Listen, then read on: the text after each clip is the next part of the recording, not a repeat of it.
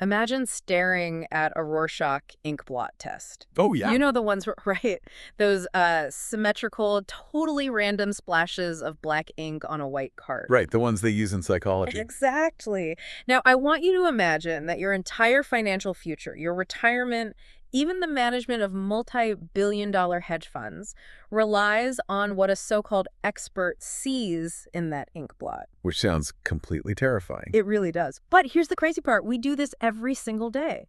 We don't use ink blots. We use financial charts. Yeah, we look at jagged lines instead. Right. We look at these highly volatile price movements and someone just points a finger and says, there it is, a head and shoulders formation. The market is going to drop. And somehow we believe them. Well, we do because, humans are just desperately uncomfortable with randomness. Yeah. We are biologically driven to categorize noise into these neat, predictive little boxes. So when someone gives us a visual pattern and a compelling narrative to go with it, our critical faculties just completely shut down. And waking up those critical faculties is really our mission today.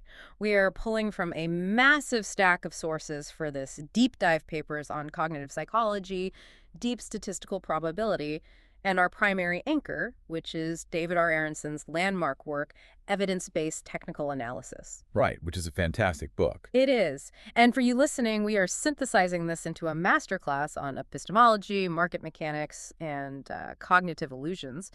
We're going to look at how technical analysis, which is often treated as this impenetrable, data-driven science, is actually frequently plagued by the exact same logical fallacies as astrology. Yeah, and I think it's important to state up front that the intention here is not to just burn technical analysis to the ground. Right. It's really about a necessary evolution. We're looking at how you transition an entire discipline from a folk art, which relies on intuition and colorful stories and subjective interpretation, into a rigorous observational science. Which is a huge leap. It is, because you have to separate the actual signal from all the psychological noise. Exactly. Which means we really have to start at the absolute foundation. If you're managing your own portfolio or even just reading the financial news, before you can evaluate whether a buy signal is actually telling you something real, you have to know the difference between something you merely believe and something you actually know. Right. From our sources, philosophers define knowledge as justified true belief. And that is the epistemological bedrock right there. A statement only qualifies as knowledge if it meets 3 specific criteria. Okay, lay them out. So first, it has to have cognitive content. Basically, it must be a candidate for belief. Second, it has to be true. And third, and this is the most important one, it must be believed with justification. Meaning you can't just guess. Exactly. Yeah. The belief has to be derived from sound inferences drawn from objective evidence. I think that distinction between a true belief and a justified true belief is everything. Like if I roll a pair of dice, close my eyes and just guess that it's going to be a 7. Yeah. And it is a 7. Well, I had a true belief, but I didn't possess knowledge. I just got incredibly lucky. Right. You didn't know it was going to be a 7. Exactly. Without rigorous justification, you're just throwing darts in the dark. And this brings us right to Karl Popper and the philosophy of science. For a claim to even be eligible for justification, it has to be testable. It has to be falsifiable. Which our sources refer to as the discernible difference test, right? Yeah. So if a claim is meaningful, the state of the world has to look recognizably different if the claim is true versus if the claim is false. Like if I tell you, hey, oranges are on sale at the market down the street for $1. I can just walk down there and check. Right. You can prove me wrong. The claim sets up a very specific, measurable expectation. But contrast that with a statement like, the universe is guided by an invisible, undetectable energy field that occasionally makes you feel tired. Okay. Yeah. Because the field is invisible and undetectable, and it only works occasionally, there is literally no conceivable experiment you could run to prove that statement false. It's basically immune to evidence. Exactly. It completely fails the discernible difference test. And that immunity to evidence is really the fatal flaw in what Aronson calls subjective technical analysis.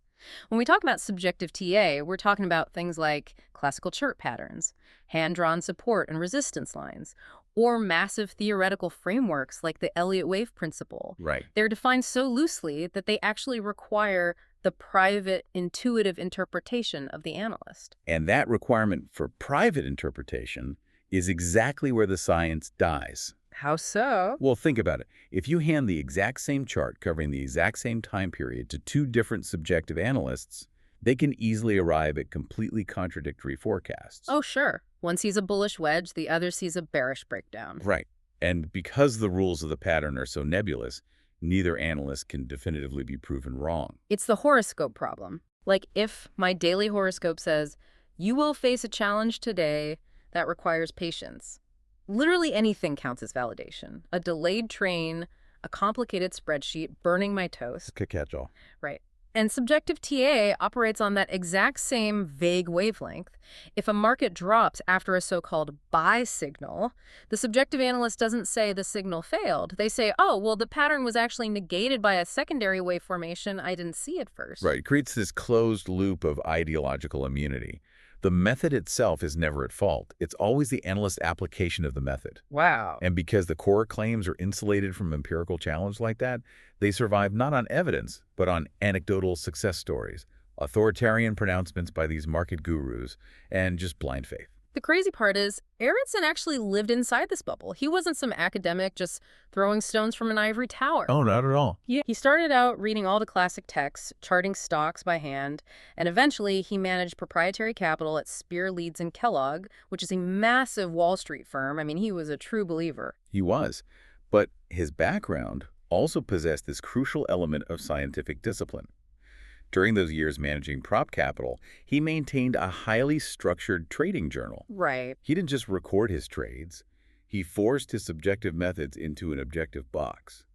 Before executing a trade, he would define what he called a point of adversity.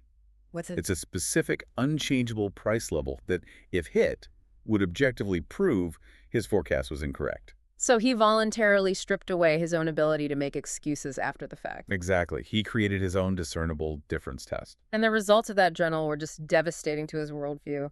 Once he eliminated the ability to retroactively move the goalposts, his performance was utterly mediocre. Yeah, he was basically just capturing the beta of the broader market trend and then giving it all back during downturns. The journal proved that his early successes weren't a product of his chart-reading genius. They were just the probabilistic byproduct of trading during a massive bull market. Right.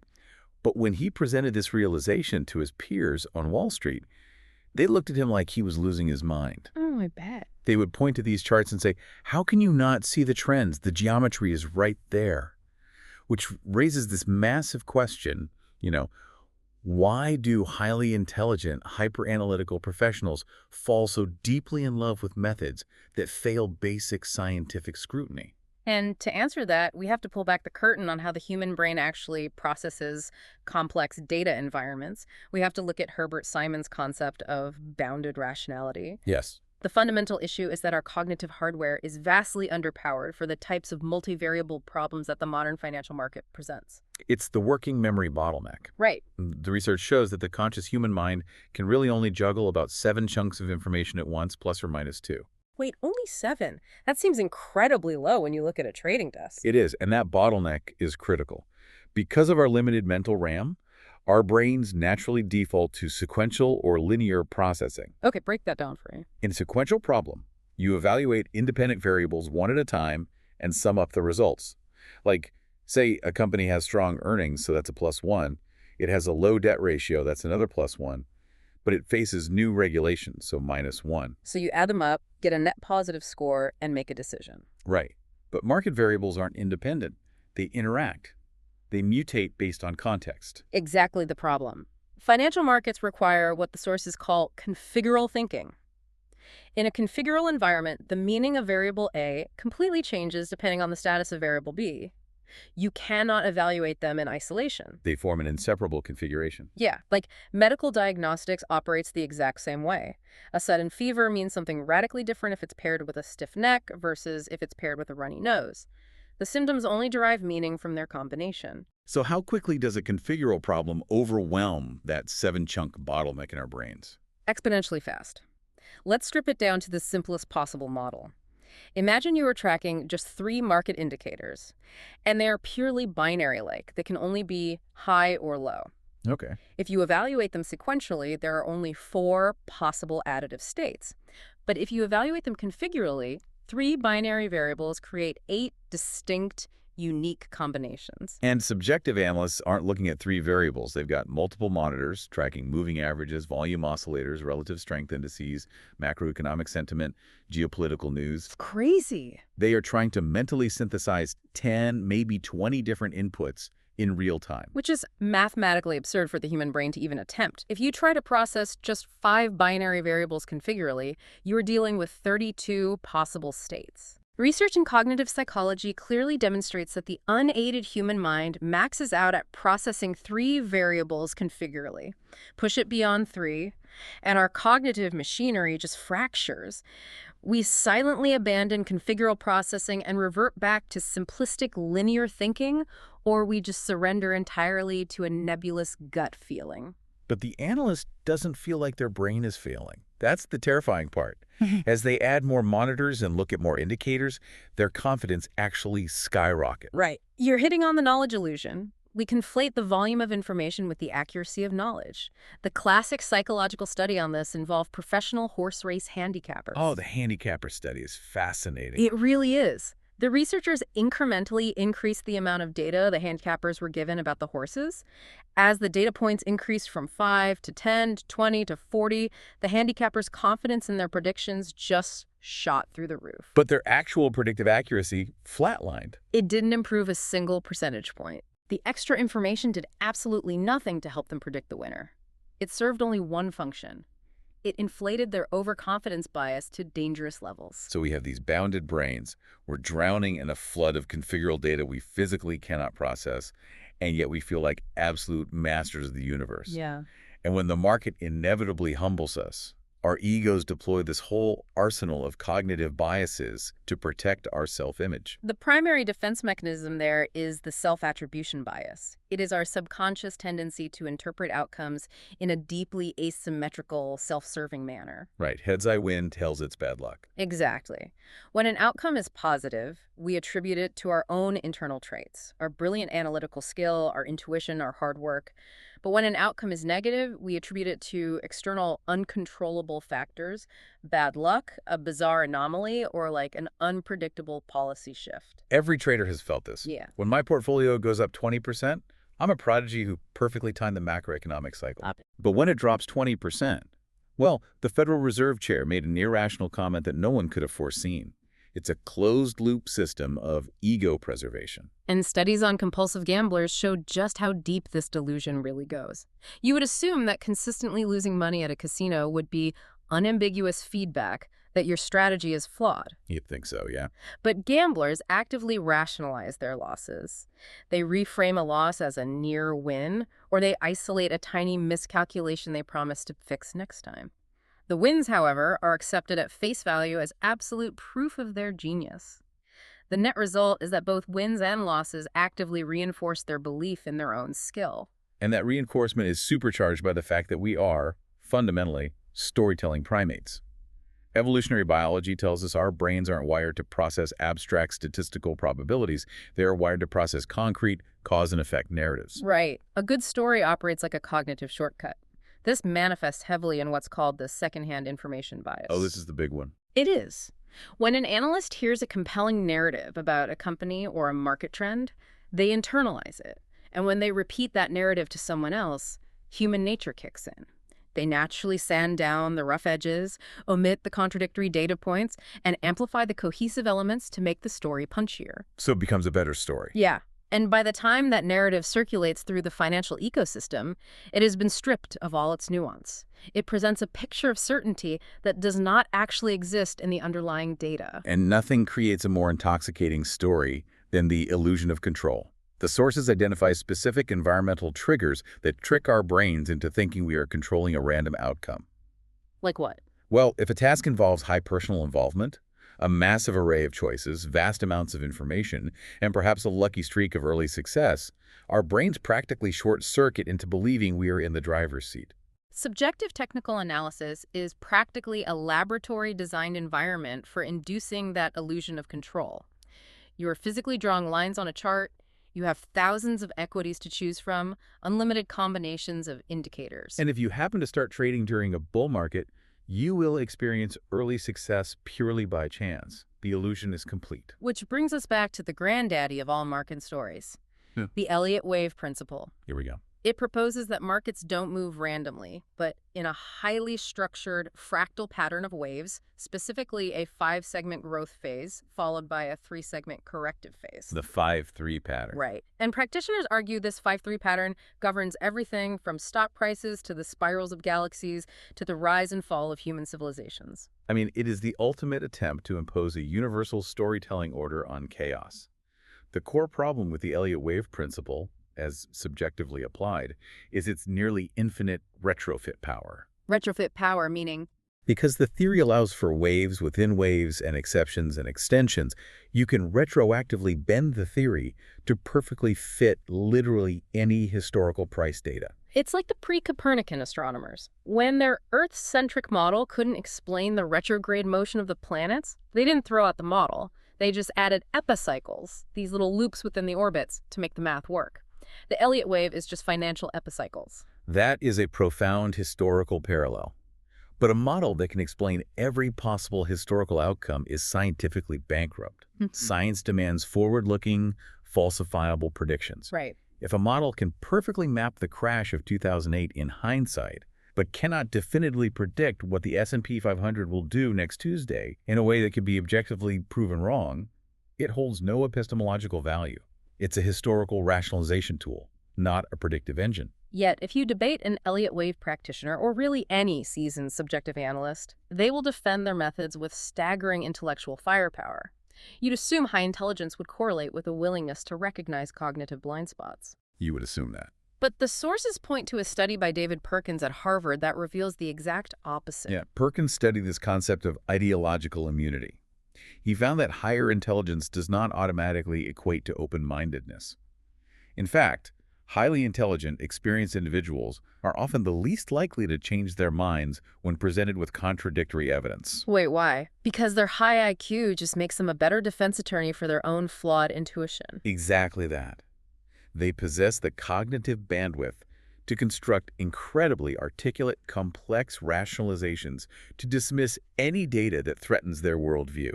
Their intelligence actually becomes a weapon they use against their own ongoing education. That is wild. So we are dealing with bounded brains overwhelmed by configurable data, egos protected by attribution biases, a biological addiction to storytelling, and high IQs building impenetrable walls of rationalization. Quite a list. It really is. But the most insidious psychological trap isn't how we process the present, it's how we remember the past. Let's unpack the hindsight bias. Hindsight bias. That's the phenomenon where, once we know the outcome of an event, our brains retroactively delete the uncertainty we experienced before the event occurred. We genuinely believe that the outcome was predictable, or even inevitable, all along. The classic study on this involved Richard Nixon's historic trip to China in 1972. Right. Before Nixon left, researchers asked a group of people to predict the likelihood of various outcomes.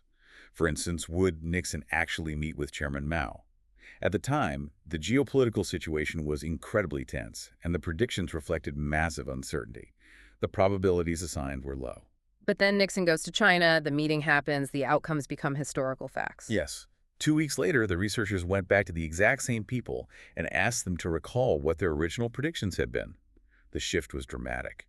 A massive majority remembered predicting the events with far greater certainty than they actually had.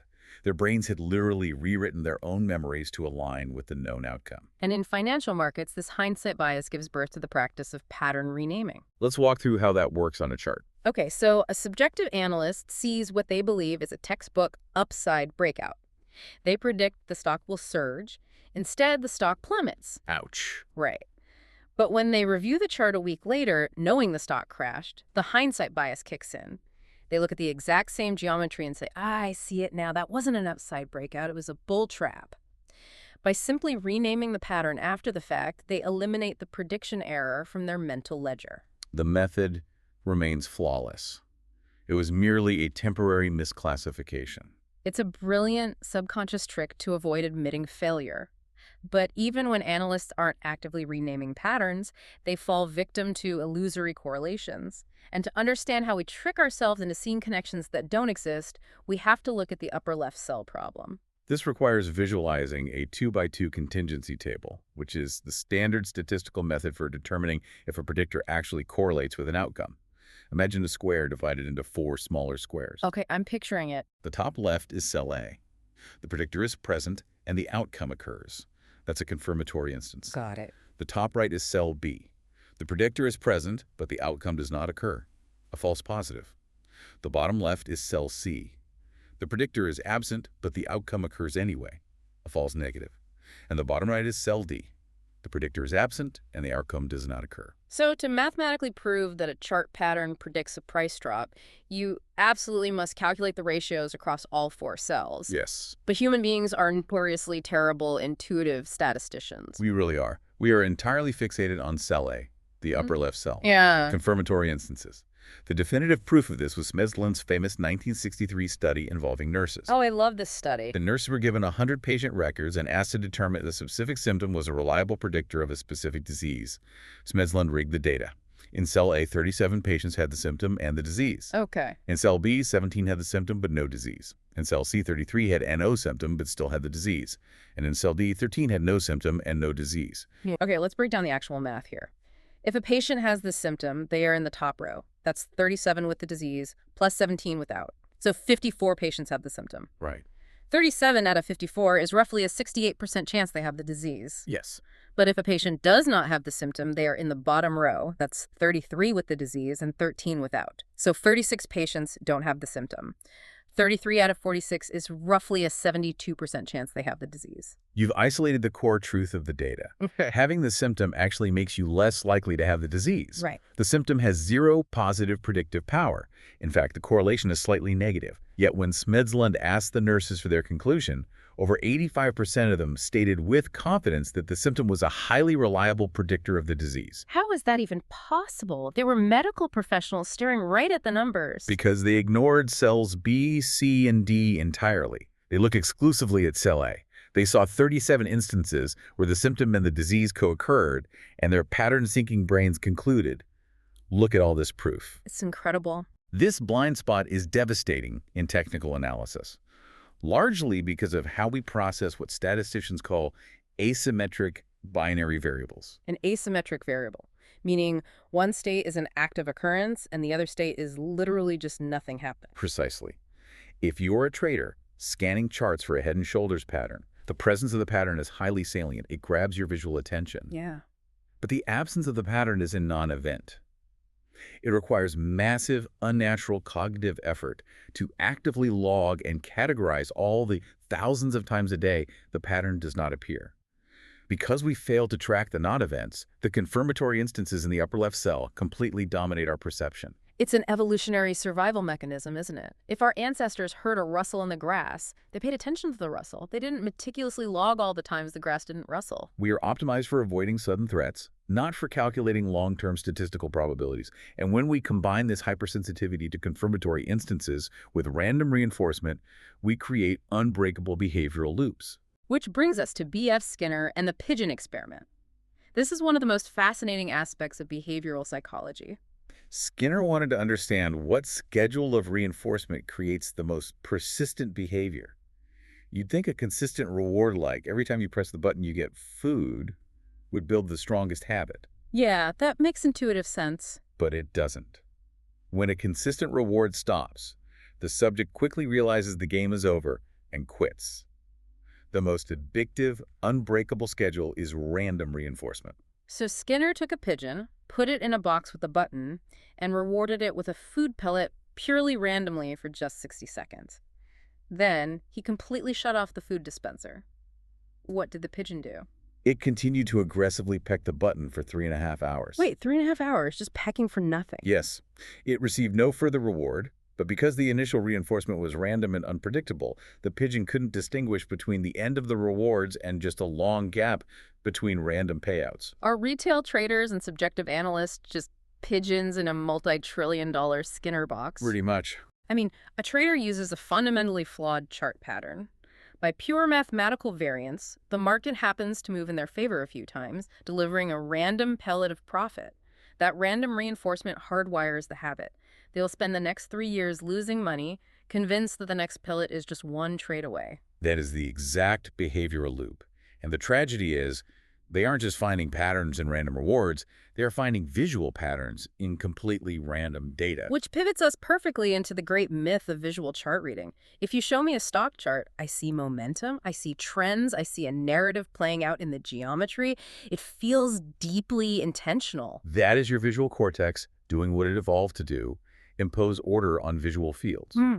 But in 1959, a statistician named Harry Roberts published a paper that shattered the illusion of chart geometry. He wanted to see what a chart would look like if the underlying data was generated by a purely random walk. He literally just flipped a coin. He flipped a coin. If it landed on heads, he added a simulated dollar to the price. If it landed on tails, he subtracted a dollar. He ran this sequence and plotted the cumulative results on a standard bar chart. And what emerged from the coin flips? A chart that was visually indistinguishable from a real financial market. It wasn't just zigzag noise. The random walk generated massive, sustained trends. It created textbook support and resistance levels. It birthed perfect head and shoulders formations and triple tops. But because every single tick on that chart was generated by an independent coin flip, it is mathematically impossible for any geometric pattern on that chart to predict the next move.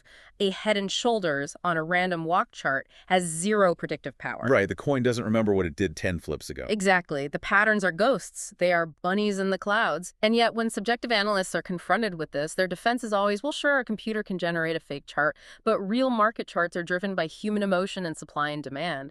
My patterns are capturing real market psychology. It's a fair counterargument. Yep. How do we test it? Jeremy Siegel, the renowned finance professor at the Wharton School, ran the definitive test. He took real historical charts of the Dow Jones and mixed them with fake charts generated by random walks. Right. He presented this mixed batch to some of the top proprietary brokers on Wall Street men who built their entire careers on their ability to visually read market psychology. David Aronson replicated the exact same experiment with his advanced MBA students.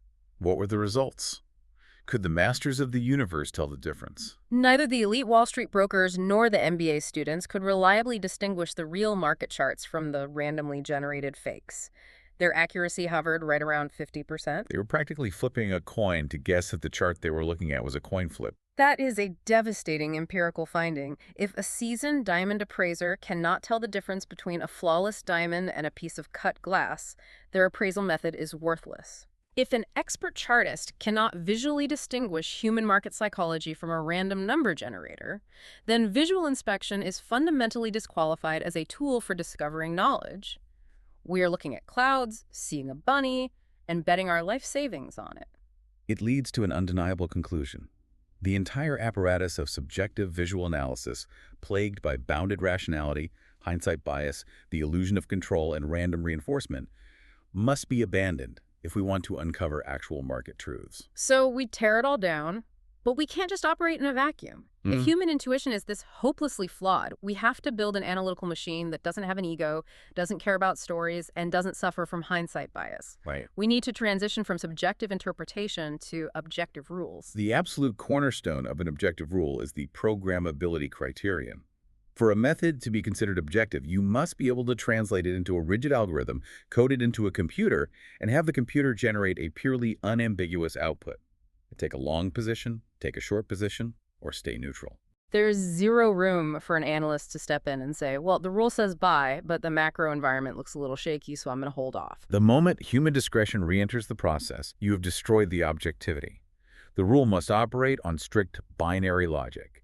And the fundamental building block of a binary rule is the threshold, a mathematical boundary that separates market noise from a definitive signal. The sources break thresholds down into two distinct categories, fixed and variable. Why can't we just use a fixed threshold for everything? Like if a stock hits $100, buy it. Because you have to account for the nature of the time series you are analyzing.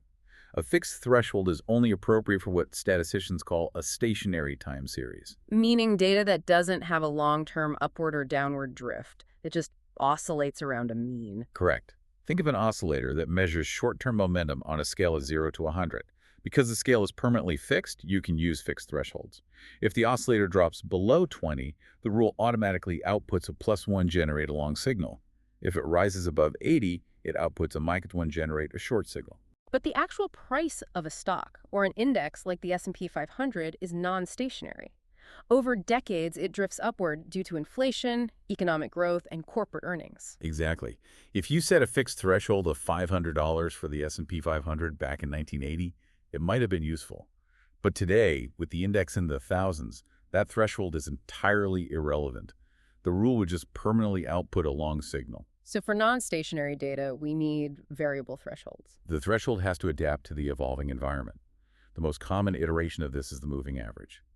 The threshold isn't the static price, it's the average price over the last 50 or 200 days. As the market trends upward, the threshold rises with it. If the current daily price crosses above the moving average, the rule triggers a long position. Okay, but anyone who has ever traded a moving average crossover knows the nightmare of a choppy market. The price just bounces slightly above and slightly below the average day after day, and your rule is just frantically buying and selling, racking up massive transaction fees. How do objective rules solve that? By utilizing what computer science refers to as flip-flop logic.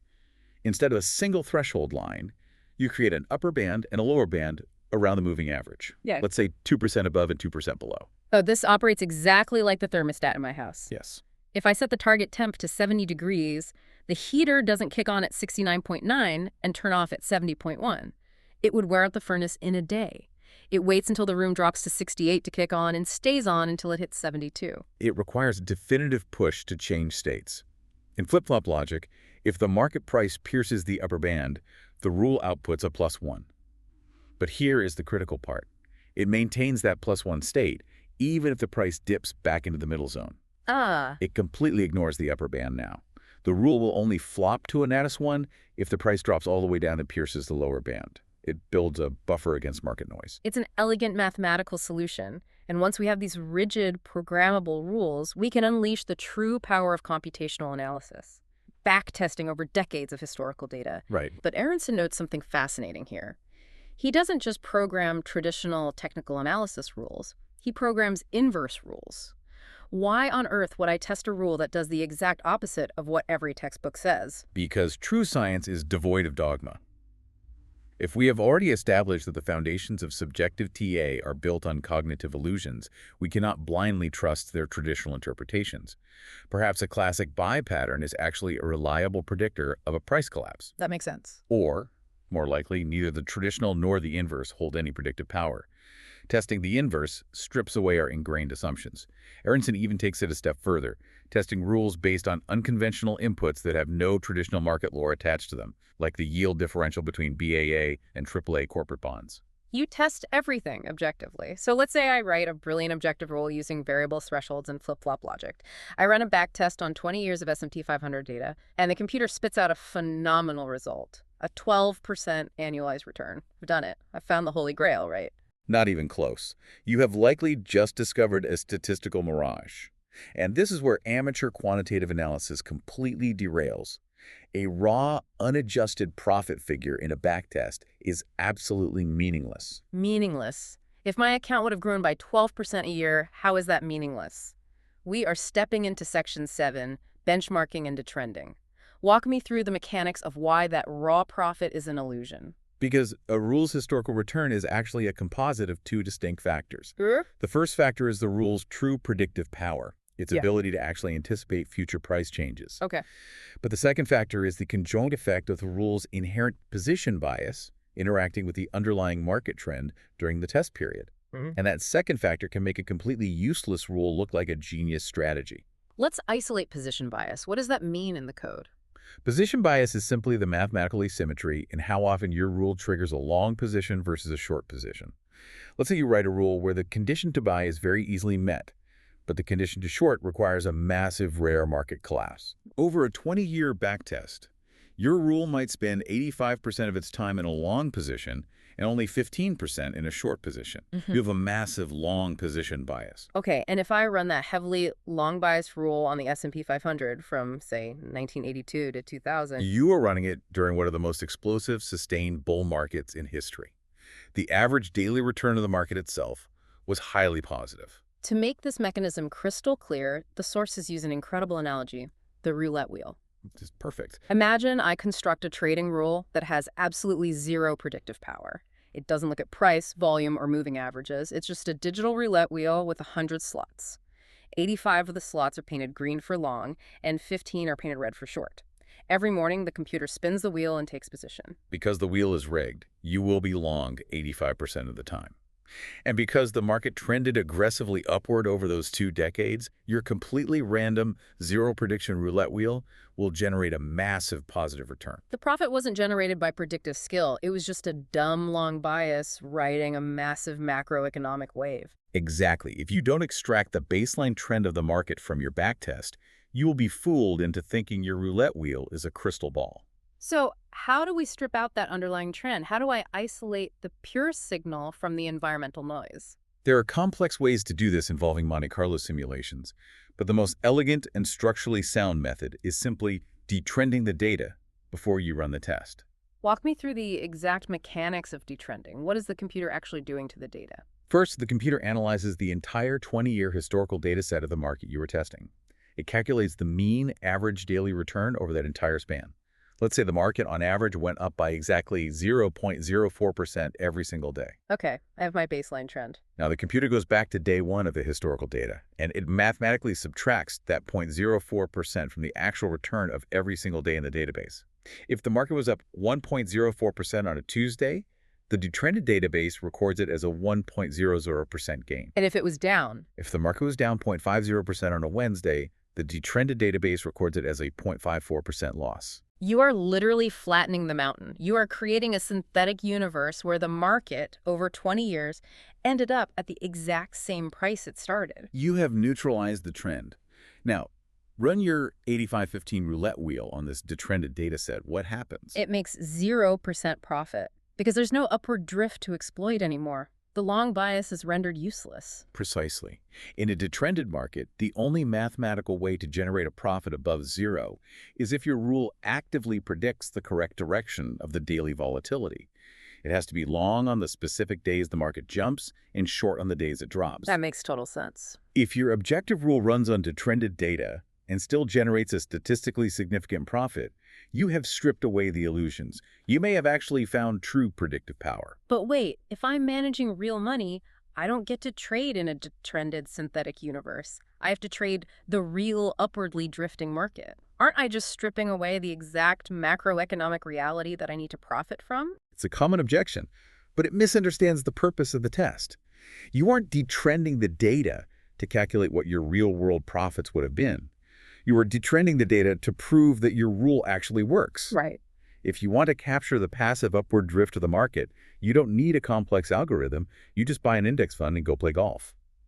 If you are going to take on the risk and transaction costs of active trading, your rule must possess an edge independent of the passive trend. That makes perfect sense. Now, the sources note a very specific mathematical quirk that researchers must use when detrending. We can't use simple percentage changes. We have to use the log of daily price ratios. Why are simple percentages dangerous here? Because simple percentages are mathematically asymmetrical, which heavily distorts long-term compounding data. Imagine you buy a stock at $100. The next day, it drops by 50%. You are down to $50. On the third day, the stock rebounds by 50%. Well, 50% of $50 is $25, so I'm at $75. I'm still down $25, even though the percentage change was equal in both directions. Exactly. To recover from a 50% loss, you don't need a 50% gain. You need a 100% gain.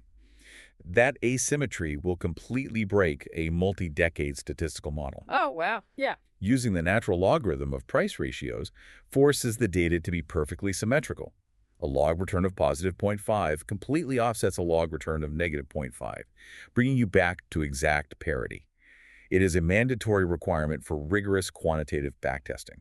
The precision required here is incredible, and that precision also applies to how the rule executes a trade.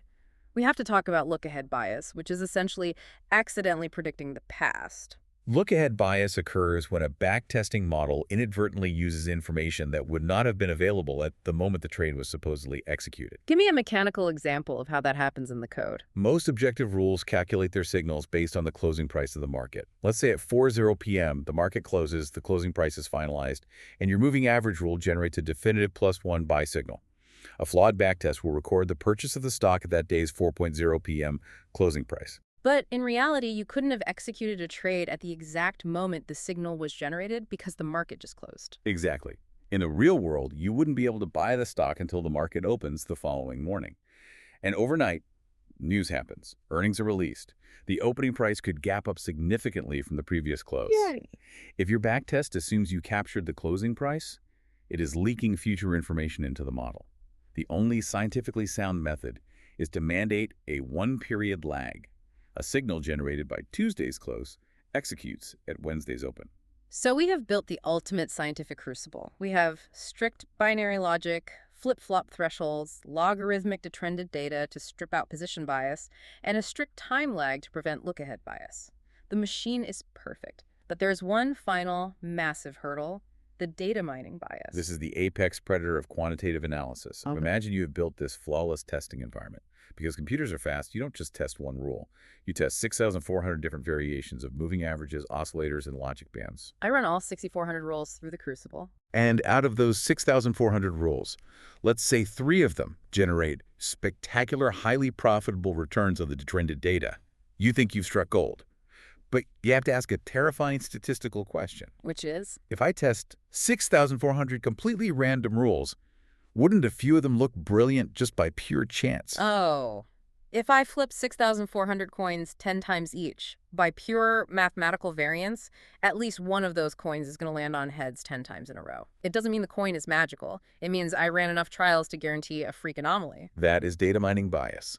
The more rules you test, the higher the probability that your winning rule is actually just a statistical fluke drawn from the extreme tail of a normal distribution. Wow. If you do not adjust your benchmark to account for the size of the search space, the number of rules you tested to find the winner, you are just trading fool's gold. It will look perfect in the backtest and fail instantly the moment you put real capital on the line. So how do statisticians adjust for the fact that I looked at 6,400 rules? Advanced practitioners use highly complex computational algorithms, techniques like White's reality check or the bootstrap method. Without getting bogged down in the deep calculus, what these methods do is create tens of thousands of scrambled synthetic market histories. Okay. They run the entire set of 6,400 rules against all these synthetic histories to establish a baseline of what the best rule would produce purely by chance. Your winning rule doesn't just have to be 0, it has to be the best possible result that chance alone could produce across thousands of iterations. It is an incredibly high bar, which is exactly what science demands. Exactly. So let's pull all of this together. We started in a world where analysts look at jagged lines and tell us stories about head and shoulders patterns. We saw how the human brain's bounded rationality physically prevents us from processing configural market data. We dismantled the psychological armor that protects those flawed methods. The self-attribution bias that claims every win as genius and every loss as bad luck, the hindsight bias that rewrites our memories, and the illusion of control. We looked at the upper left cell and realized that we are biologically wired to obsessive or confirmatory instances while remaining completely blind to the overwhelming data that contradicts us. We learned from Harry Roberts and B.F. Skinner that random reinforcement will make us see trends in a sequence of coin flips. Yeah. And to combat all of this, we outlined the grueling, rigorous gauntlet of the scientific method: objective rules, detrending, log ratios, and data mining adjustments. There's a lot to take in. It is. And for you, the learner, listening to this entire deep dive extends far beyond the financial markets. It is a mirror held up to the profound vulnerabilities of the human mind. The exact same cognitive blind spots that make a trader see a bullish trend in a random walk make us see illusory correlations in our careers, in our relationships, and in how we interpret the news. We are pattern-seeking machines, desperately trying to impose order on a chaotic universe, often to our own detriment. We deeply want to believe that the world is predictable and that we possess the intuition to control it. The scientific method is the cold, uncomfortable, and deeply humbling tool we must use to constantly check those desires against objective reality. And the sharpest tool in that kit is the discernible difference test. If someone makes a claim to you, whether it's a hot stock tip, a new health regimen, or a revolutionary business strategy, ask yourself, can this claim be rigorously tested? Can it be definitively proven wrong? And if it can't, it is not knowledge. It is an illusion disguised as insight. But I want to leave you with a final, provocative thought to chew on. We've spent an hour breaking down these cognitive biases, treating them as flaws that we must ruthlessly overcome with math, computers, and objective data. But remember, our brains evolved these exact traits to survive in a brutally unforgiving natural environment. Right, they kept us alive. Our ancestors survived because they prioritized false positives. They jumped at a shadow in the grass because it might be a tiger. The hominid, who stopped to gather objective, statistically significant data on the rustling grass well, they got eaten. That is a very valid point. So, is it possible that our modern hyper-rational pursuit of perfect, detached, algorithmic data is actually fighting a war against our own evolutionary survival instincts? What if being a little bit delusional, a little bit overconfident, and deeply addicted to telling stories isn't a glitch in our hardware? What if it's the very thing that makes us uniquely human? Now that is something to think about. Thanks for taking the plunge with us today. Keep questioning, keep testing those claims, and we'll catch you on the next deep dive.